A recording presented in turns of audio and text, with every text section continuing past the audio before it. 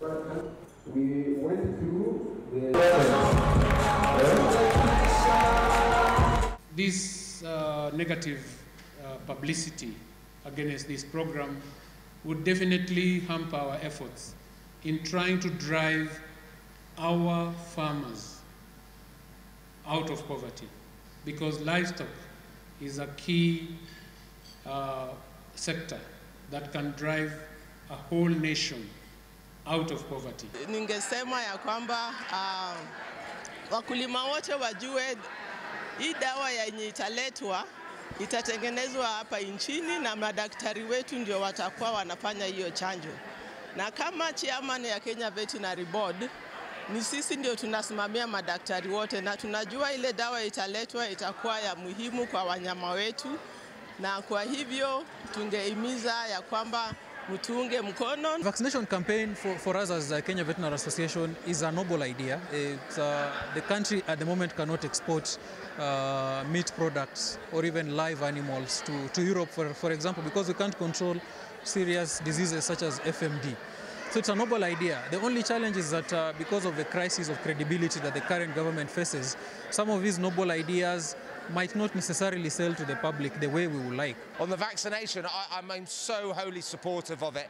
It is so important. If we can drive this whole vaccination program and policy across the whole of Kenya, it's going to make such a difference to livelihoods and sustainability of the livestock sector.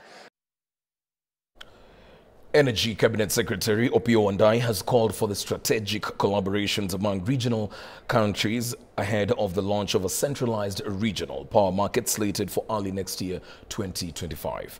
To prepare the region for the launch of a centralized regional market, East Africa Power Pool, in partnership with the World Bank and the government, has organized a regional power trade conference that will bring together regulators, utilities, international experts, development partners, and regional stakeholders. The three-day conference will be held in Mombasa, will share best practices from other power tools, and encourage greater coordination among EAPP stakeholders to further strengthen regional and trade coordination.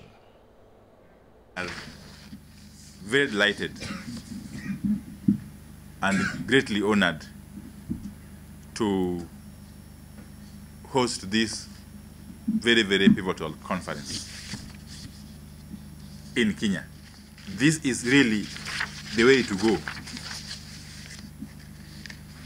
A lot of countries the world over have come together in a similar manner to establish their own regional power pools. So East Africa is no exception.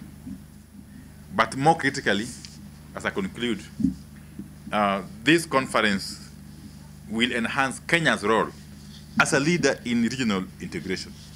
It will give us a lot of benefits in terms of our image as a country, as far as regional integration is concerned. As you know, we have always been a leader in this region, in many respects. And I've also said that this conference will offer a platform for energy sector participants to learn from best practices, emerging technologies, and innovative solutions to challenges such as energy access, renewable energy integration, and grid stability. Security guards in the country have been urged to join financial institutions to enable them to save. Now, this call comes as the Kenya National Private Security Workers Union launched Walinzi Sacco in partnership with the Kenya Commercial Bank. The Union Secretary General Isaac Andabwa says the partnership will improve the welfare of security guards in the country.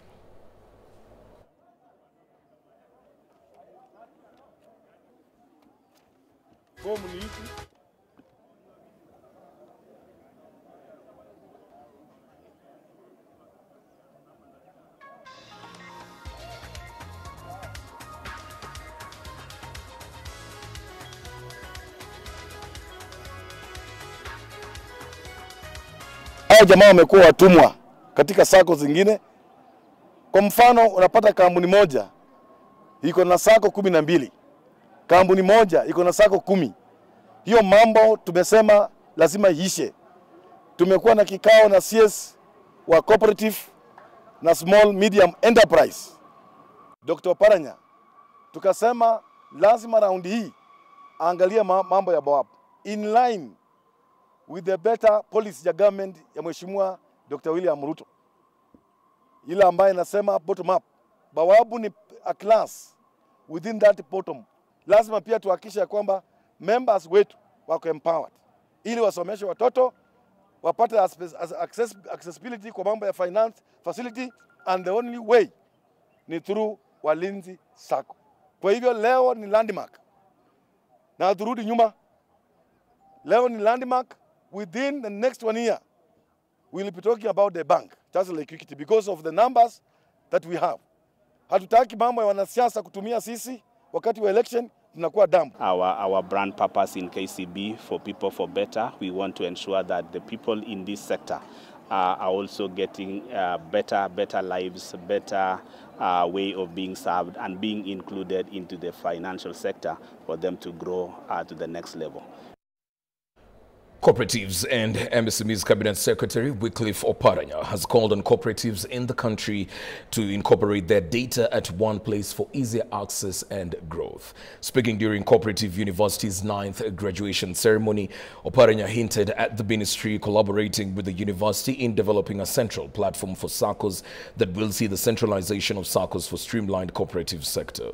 The CS also called on cooperatives to accommodate young graduates as they could be the solution to their management needs. In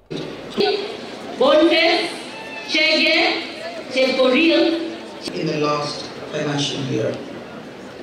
Mr. Chancellor, to conclude, I also wish to join the other speakers in congratulating. As a ministry, we intend to enhance that particular objective by making sure that we also support the university to make sure that it is able to carry out its responsibility effectively by ensuring that in the near future, and I've talked this to the management of the university, that they are the custodian of all the syllabus within the cooperative movement, in that the syllabus that will be followed through the membership, through the directorship, through the management of all the cooperative movement. This will be the reference point. It will also be a center where our data for the entire cooperative movement will be kept. In that if you wanted anything to do with cooperative movement, this will be the center where you will come and be able to make a reference and be able to get what you require. The government is set to revamp and transform the Kenya Utalii College in a bid to accommodate more students in the hospitality industry. According to Tourism Principal Secretary John Olutua, who spoke during the institution's 48th graduation ceremony, a committee is already in place to oversee the transformation at the college, which boasts of special individual kitchens set to be operational by next year. His sentiments were echoed by the chairman of the Kenya Utalii College Governing Council, who affirmed their commitment to improve the intake capacity come next year amid the high demand in the hospitality industry.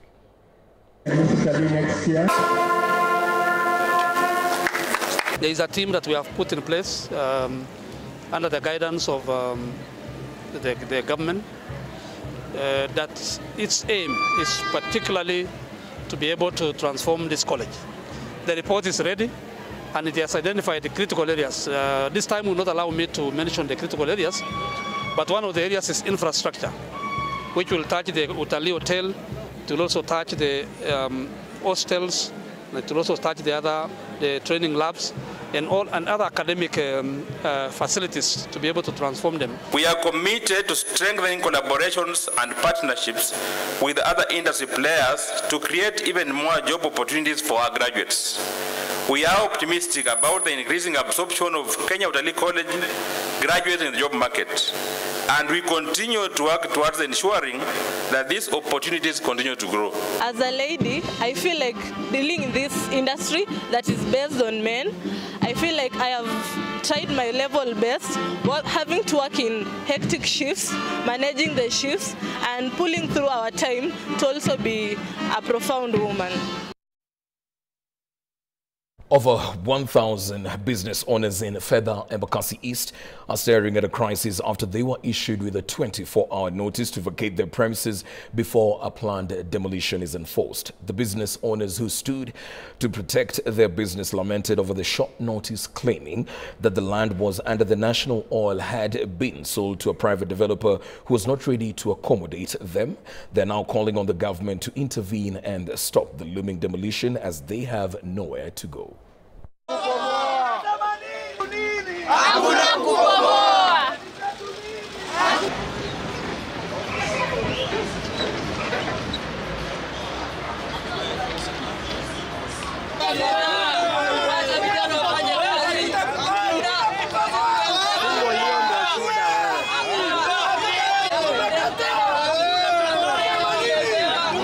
Jana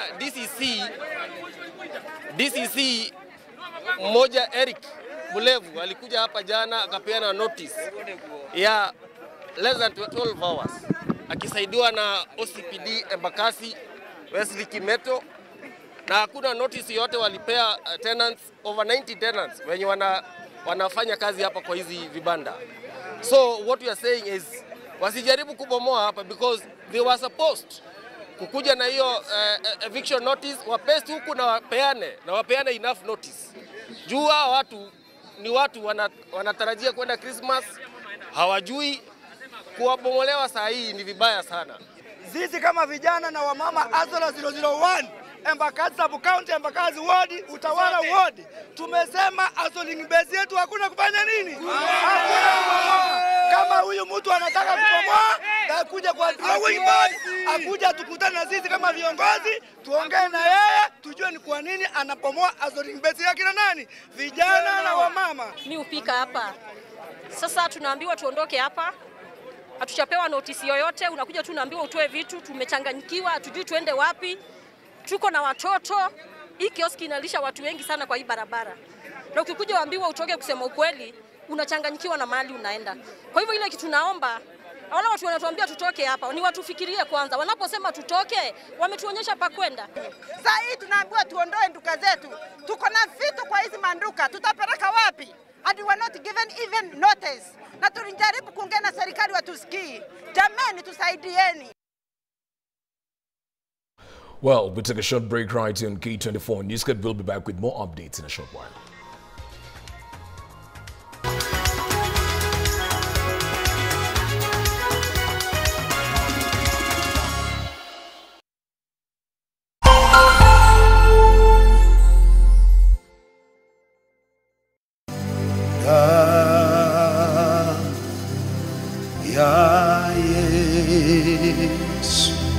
Baada ya kutumia damu ya Yesu na mwili wa Yesu Kristo, shine, shine, shine, you shine and you shine, and just in the name of Jesus.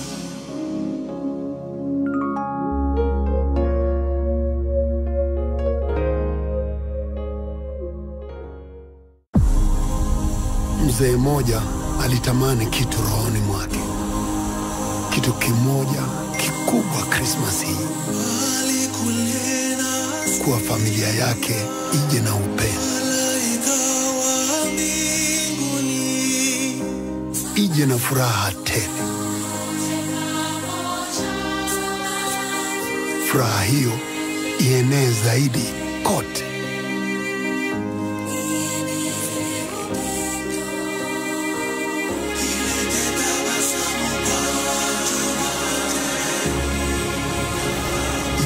Tabasamu ya Krismasi kwa wote.